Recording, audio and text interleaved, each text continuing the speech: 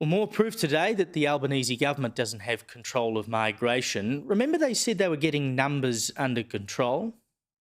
Like our net overseas migration is falling. It fell substantially in 2024.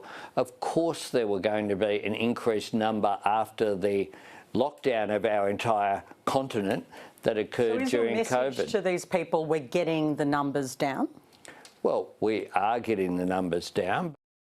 Well, would you believe it? They haven't. New numbers from the boffins at the ABS today show how things are really going. The Australian population is now more than 27.5 million people. That's 423,400 people in the year to March that were added.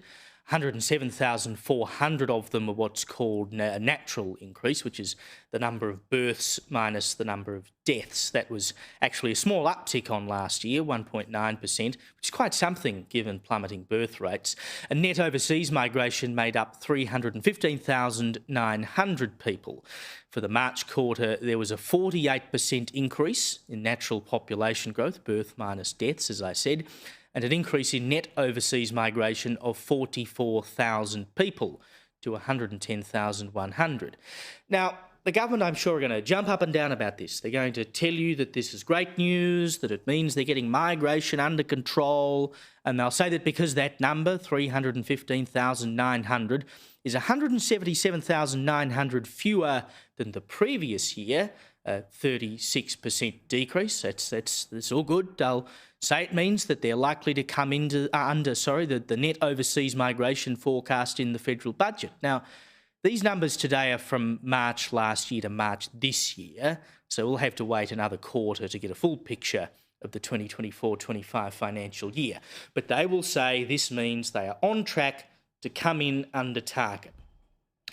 Now, that is true, kind of, because in this year's federal budget, the forecast net overseas migration for 24-25 was 335,000 people. So, sure, they might come in under that, great, but in last year's federal budget, the forecast for 2024-25 was 260,000 people, and it will almost certainly be higher than that unless migration magically falls off a cliff in the June quarter. So they'll say, hey, look, we're under the target, we're smashing it, when in reality, they've just revised the target up to a number they could beat. It's not bad when you can set your own KPIs and then beat them. And this isn't the first time they've done it. Our friends at the IPA ran the numbers a few months ago. This is from their research.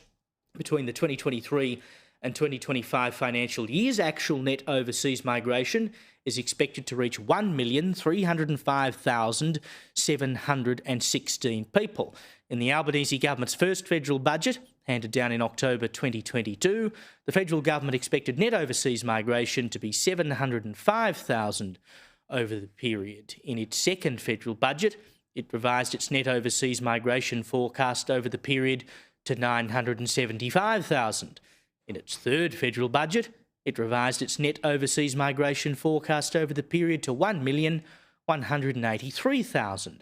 An average of forecasts included in federal budget papers over the period estimated net overseas migration to be 954,000, 333,300, an underestimate of 351,383 people, or more than 100,000 people per year. So the goalposts just keep changing. The Albanese government has consistently underquoted migration numbers and failed to meet its own predictions, like way off. Now, if we go back to today's numbers, the 110,000 who've moved here in the March quarter, it's still double the quarterly average in the decade before COVID. The numbers are still way too high. That 260,000 that they predicted in last year's budget has been pushed back to this financial year, 25-26, so who knows whether they'll be able to meet that too. They just aren't serious about getting migration numbers down.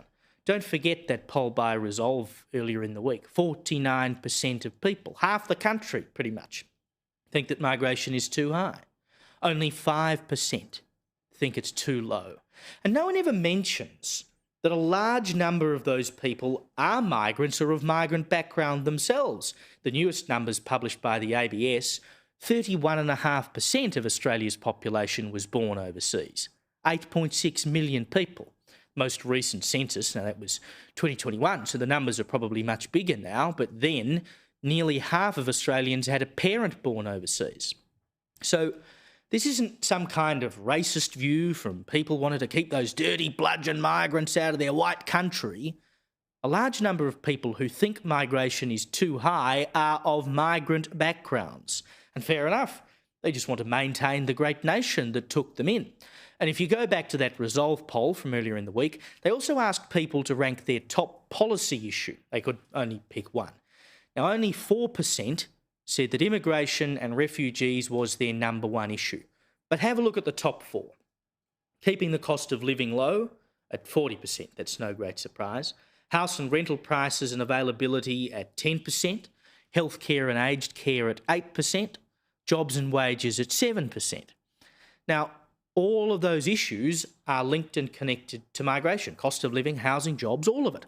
But the coalition has to prosecute that case for why they are all linked, why migration is putting pressure on those concerns.